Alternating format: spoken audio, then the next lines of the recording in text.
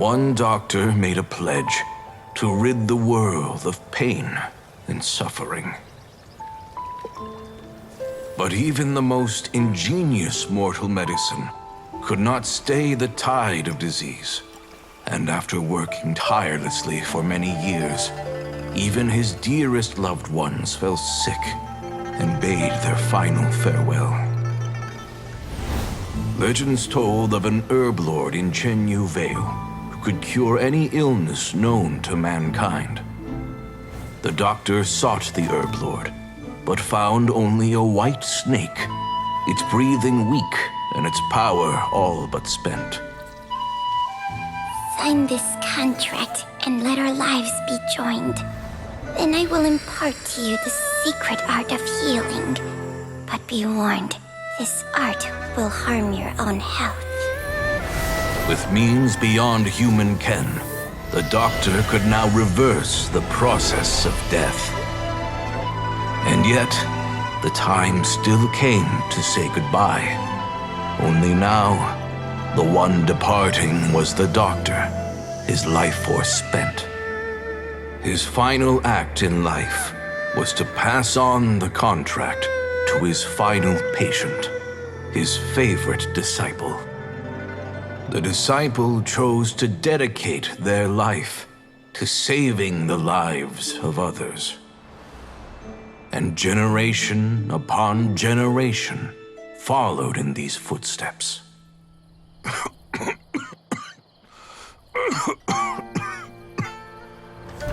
Since I inherited this contract, I've always respected the path taken by my predecessors and followed it myself unquestioningly. That is until I tried to use the art to save my own disciple's beloved. She begged me not to use up my own life force.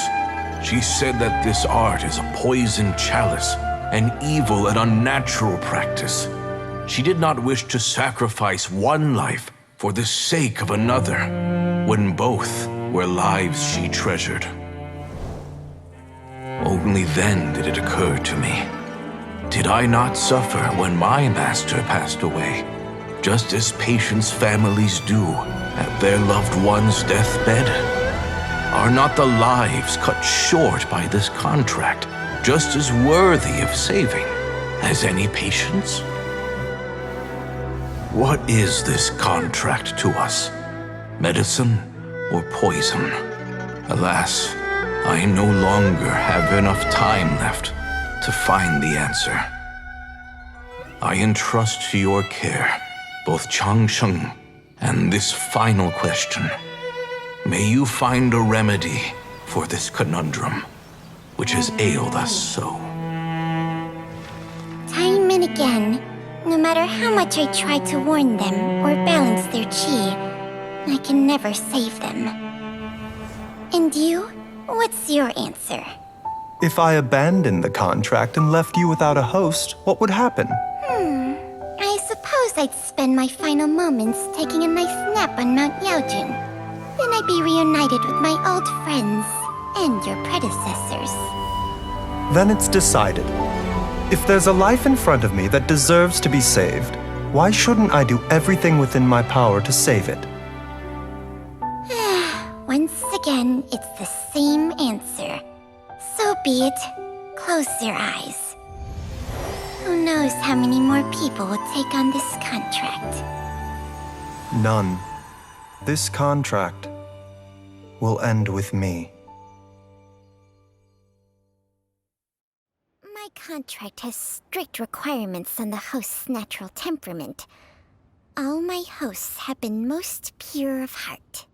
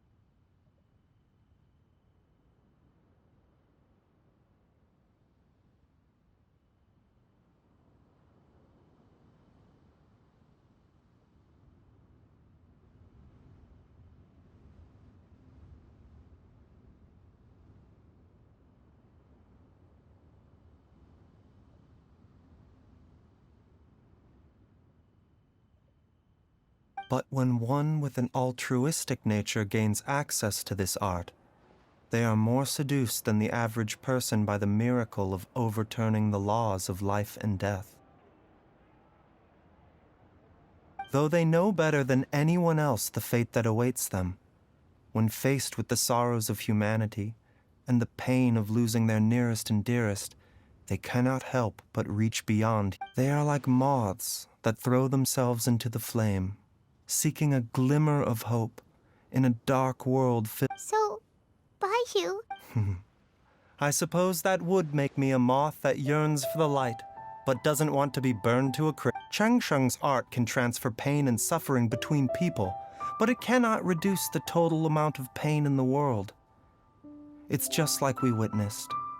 Either Jia Liang feared for Jiang Li's life, or Jiang Li grieved over Jia Liang's sacrifice. I have nothing but the utmost respect for my predecessors, who sacrificed their lives for their principles. But I do not wish to join their ranks, nor do I wish to pass on this contract to anyone else in the future. Huh? But didn't you... What makes a poison, poison? And what makes a disease? When it comes down to it, if disease is defined as deviation from normal functioning, then who knows? Perhaps the true elixir of immortality could in fact be a kind... Many may view the notion of searching for immortality in poisons and illnesses as a flagrant violation of the natural order. But to me, it is no different from the way our ancestors tested the medicinal qualities of herbs by... I don't want those who come after me to lose their lives to this contract. Nor do I wish for Changsheng to perish from losing her host. This leaves only one solution, doesn't it? Precisely. I will be Changsheng's final host, and the tradition of passing down the contract will end with me. Even the gods of old struggle to achieve true immortality. First you want to save others, then you want to save yourself. Now you even want to save me. You're getting greedy, Baiju. But isn't wanting to have it all what makes us human? For a selfish moth like me, who's afraid of the flame yet yearns for the light, the only path forward is up towards the moon. For once, Dr. Baiju, Traveler! What are you still chatting about? The food's about to get cold. We also have coconut milk for Changsheng and Paimon. Okay, fine. Let's go grab some food. Paimon has a bunch of burning questions, but they can wait till after we've eaten.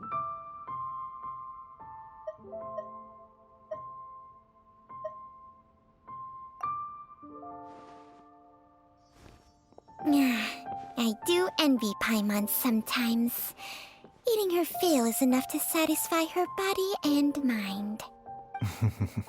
True. And yet, although we call them simple pleasures, are such things as these not precisely why we mortals cling desperately to the life we have?